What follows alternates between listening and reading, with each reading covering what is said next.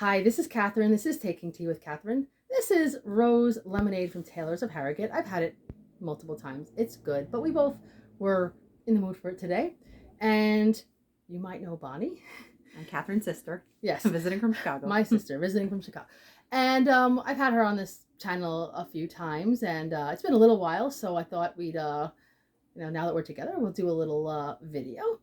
And what we decided to talk about, because it is still October, the month of October, so it's Victober. So I thought we'd keep it a little on theme there. Bonnie participated a little bit in Victober, but she also reads a decent amount of Victorian novels over time and always likes to talk about it, as I do as well. So I thought we would talk about what Bonnie has been reading recently of a Victorian nature, and also, within maybe a year and maybe some future plans. So Bonnie, take it away. Okay, thanks, Catherine. Okay, so with like Catherine said, I really only read one book for Victober this year. That was, well, I'll get to that after. I'll go in chronological order. Stay tuned. So the first book I read within this last year, this is very Anthony Trollope heavy because he is one of my favorite authors, probably my favorite Victorian author. So the first book I had read over this last year, that's Victorian, was Anthony Trollope's, sorry, Catherine. That's okay. Whoa, An Eye for an Eye. So it's one of his slimmer novels, and also one of his darker novels. But I would still recommend it because even though it deals with some tough subjects, like the way, yeah. Anyway, you can read it yourself if you ever read the blurb. But I would just say, go into it knowing that it's good, solid Anthony Trollope writing, but a little bit on the darker side. But it's also a quick read. That could be a good mood, though. Sometimes you want a little both. Yeah. So, yeah, you said you wanted to read this, right? I sure do. Okay. Otherwise, I wouldn't have bought it. Yeah. Okay, so the other book that I read by Anthony Trollope, well, actually, I finished the Palliser series this year, that was actually a goal of mine for 2024. I wanted to finish the Palliser series, and I only had 2 of them left. So I thought that was an attainable goal, to read 2 Palliser series novels. So I read The Duke's Children, which is the penultimate in the series. I love that word, penultimate. It's pretty great. So it was The Duke's Children by Anthony Trollope. And it's basically when the Duke... Did I read this? Did I say that? Oh, no, that's not the penultimate. That's the ultimate. Me. That's the ultimate. I'm doing this out of order. Okay. Take 2, even though we're not going to edit this, because that's the style on this channel, unedited and raw. Okay. No holds barred. So the Prime Minister is the penultimate, second to last. The actual penultimate. The actual penultimate in the Palliser series is the Prime Minister by Anthony Trollope. And it's when the Duke, as I was referring to, becomes the Prime Minister, and all of the fallout that happens, and there's a lot of Lady Glencora and Plantagenet Palliser, the Duke, and also a lot of side stories, and I found it very interesting and it's just a wonderful, solid Anthony Trollope. I really enjoyed it. I love those 2 characters and their marriage, and even when things, it's very interesting the way Anthony Trollope writes their relationship. So I enjoyed that. And then, yes, felt very completist with the Palliser series. I completed with the ultimate, The Duke's Children. Here we go again. And spoiler, the Duke has children. Well, yeah. And it does begin a bit on a sad note, which I won't spoil what that sad note is, but it deals with grief, and it deals with sadness and how that's handled with. And of course, there's basically it's a lot about not just the Duke, but his children, and as they're grown up and their relationships. So that was very interesting. And I really enjoyed it. So we were talking about this quite recently, and I finished the Barsetshire novels. She's read that before, and so now that she's finished both, which I haven't, I only read one of the Palliser so far. What would you say was the better series? Definitely the Barsetshire series. That was my favorite. I like the Palliser series. I would definitely recommend, if you like Anthony Trollope, it's a solid series. It's great. I think overall like a 4-star series. Right. I felt like the Barsetshire series was more like 4.55. like if you're just doing ratings, obviously, that's just anyway subjective. But yeah. I really really love the Barsetshire series. Also really loved the Palliser series, but the Barsetshire is just a bit better. Yeah, the Palliser, you're saying it's a bit political for your taste. Yeah, a little bit. That's the dry parts to me, whereas their politics. I mean, it's 19th century politics in England, which I mean, I interest some people, but it wasn't particularly interesting to me. Right. I believe Anthony Trollope tried to get into politics, so maybe that's why it interested him. Yeah.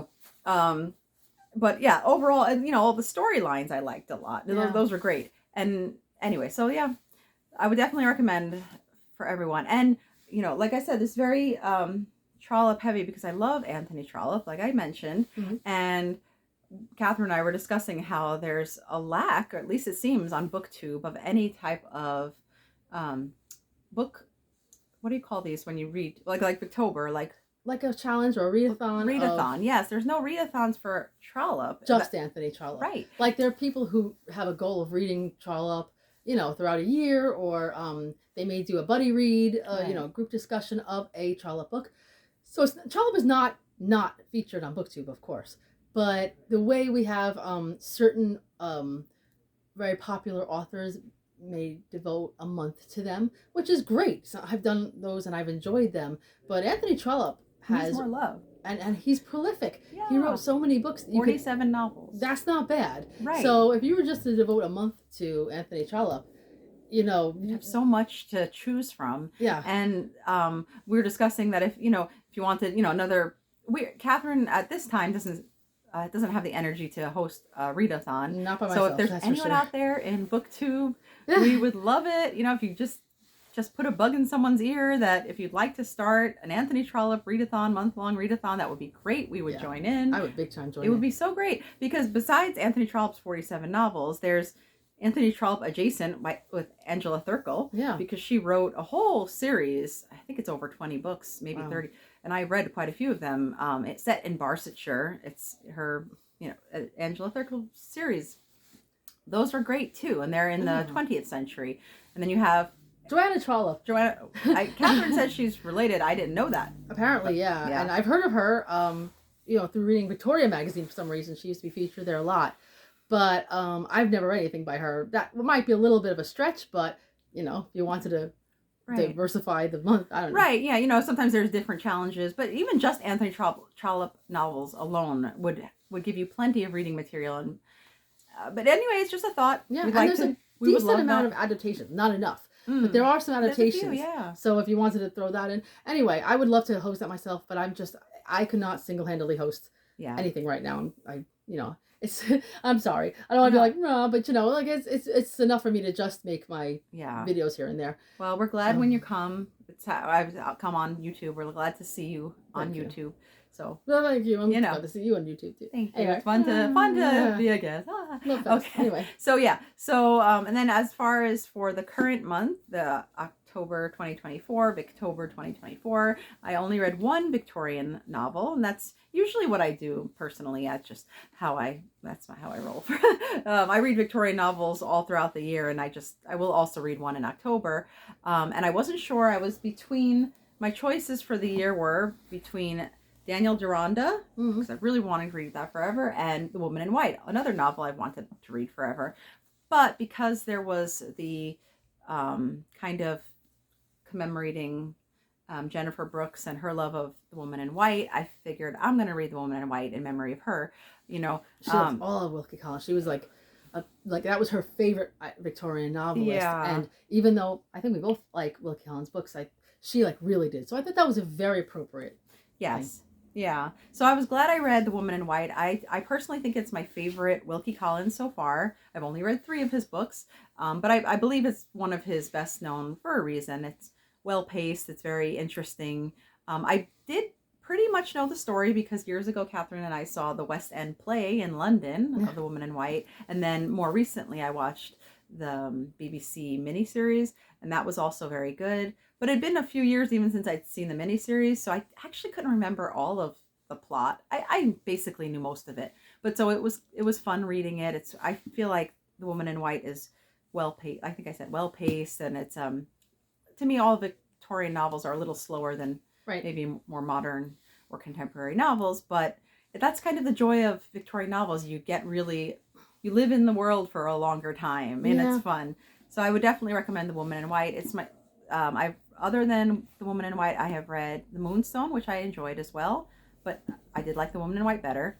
And I also read The Law and the Lady, which I did not really enjoy. So I was kind of a little off Wilkie Collins, but I'm glad I read this because I did enjoy this. And so for my TBR, like the next Wilkie Collins I would like to read would be No Name, because Catherine has mentioned that it's really good. I've heard a lot of Well, good I haven't things. read it actually, but I've heard that it was good. Oh no, it's not. Is it not No Name? What's the one? Oh, Man and Wife. Man and Wife. Okay, I get them confused for some reason. There's just Man so and many. Wife. Okay, so forget No Name. I want to read Man and Wife by Wilkie Collins. That's high on my TBR. I would probably like to read No Name, but like that's distant TBR. So Man and Wife is the next one. I actually own Man and Wife at home. I don't own No Name. It's quite a read. To me, it is. Yeah, I've heard really good things on YouTube about Man and Wife. And that was a fast-paced one, actually. To me, it was. Good. How did it compare to Woman in White? Faster? Or? Oh, I don't remember. I read Woman in White like 10 years ago. Oh, okay. So it's hard to remember the time period. I'll try to read it soon. So yeah, I'll be able to compare for my own.